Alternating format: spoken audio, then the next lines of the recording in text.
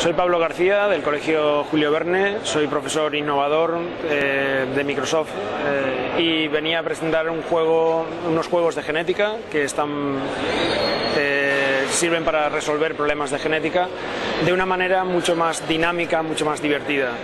La idea es el darle a la educación otro punto de vista, que sería a través de los juegos. El poder de los juegos es importante para motivar a los alumnos para que se diviertan mientras están trabajando y al mismo tiempo aprender.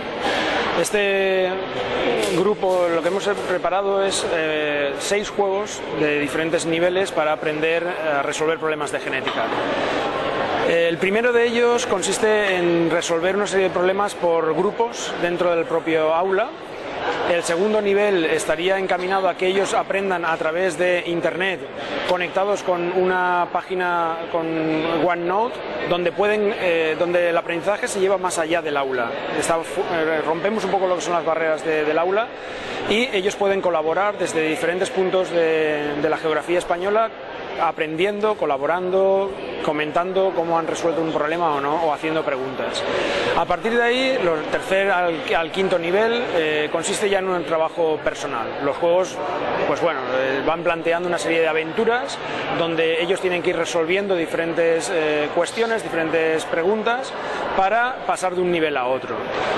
Otra de las ventajas que tiene este juego es que además tiene un panel que sirve para ir evaluando a los alumnos, de manera que al final de cada uno de los niveles ellos pueden comprobar cuántos aciertos o fallos han tenido, cuáles han sido los errores y así poder entonces autoevaluarse, volver a realizar los ejercicios donde han fallado antes de enviar los resultados al profesor.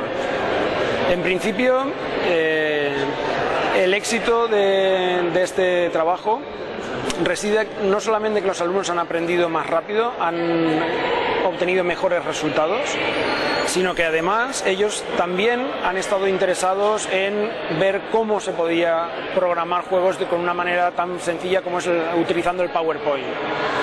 A partir de ahí, dado que también soy profesor de informática, pues les propuse hacer juegos para alumnos de primaria.